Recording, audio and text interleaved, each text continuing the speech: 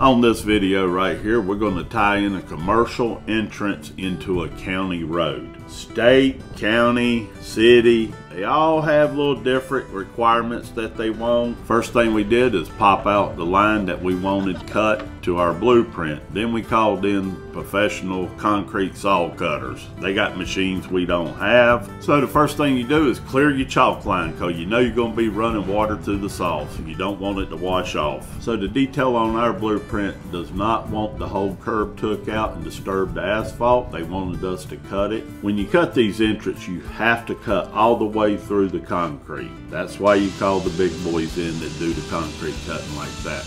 You can't cut part of the way and then start busting. They will fail you big time on that. Right here you can see how much that machine costs. Also, you got to include the trailer, the truck to pull it, pump, all that kind of accessories it takes. So you got a little investment in it. But in all fairness, at $10 a foot, I called him out here to cut 140 feet. 1,400 bucks. Took them about 3 hours. That ain't bad money. Do 2 cuts a day like that for a one-man show, that's doing pretty good. You're carrying it to the bank. This company's much larger than that, don't get me wrong. So as you can see, you got to make multiple passes. You can't cut through just in one time. Except for when he goes to the actual curve part, it cuts through it like a miter saw through wood. How much that blade cost new? I think the 30, I think, is like $400. Damn, that ain't bad.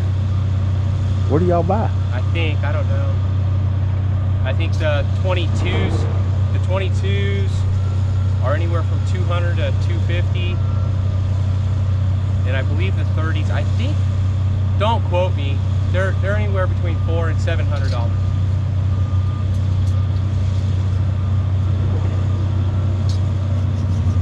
Now, how many cuts, how many lineal feet you think you can get out of that? The linear feet out of this? Yeah, obviously it depends on what you're cutting into, but it depends on how much bar, how hard the concrete is, what the aggregate is. So we have a warranty on our 22s to get, I believe it's 2,800 linear feet, something like that. I'm not sure. Okay. Yeah. Now, show my guys, where will you call this blade bad? How far will it wear down? That blade is, that's at about 20%, 25% left. Okay. That blade right there is at 100. Explain to them what you're looking for. So the diamonds are inside of a steel matrix. The steel matrix wears out before the diamonds do. When you're looking to see which direction the blade wants to spin, the diamond shoots through the concrete like a comet, leaving a trail behind it. So in order to spin the blade in the proper direction so you get the most cutting potential, the star or comet wants to shoot through the concrete, which is the diamond inside of the matrix. So the tail of the comet is to the back of the blade. Sir. There we go.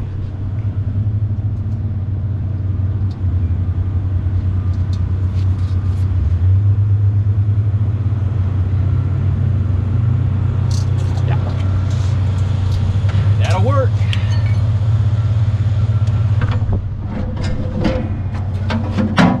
Now, I didn't get the video of taking and moving the concrete.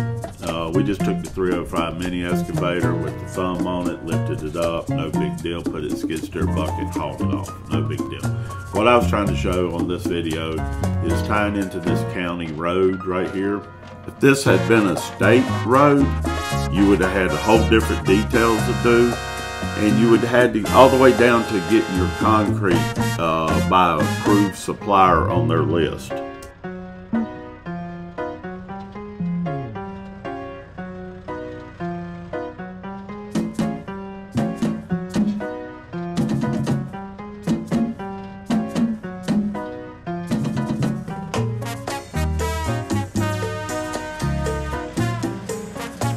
Now he's ready to start cutting this curb. Watch how it goes through this 6 inches on the top right here. It's like a miter saw cutting through wood.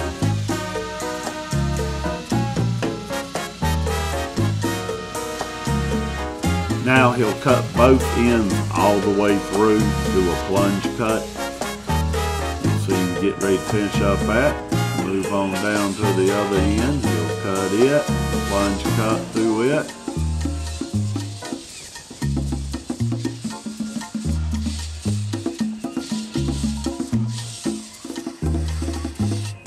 Now he's going to make the last pass all the way through all the concrete. So it will be cut all the way down to the sub base, which is required pretty much by all the county, city, state.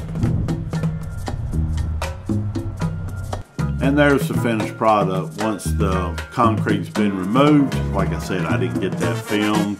Just took the Mini 305 to thumb, picked it up. We dug our grade beam, went ahead and put our rebar in. Almost ready for inspection. The supplier did not have our dowels in hand, and they won't be until Monday. So when you get up here and we turn around and look at the curve,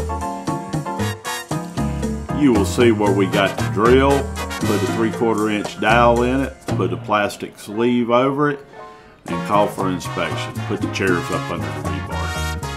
Well, that's it for this video. Hope everybody liked it. Hit the like and subscribe button.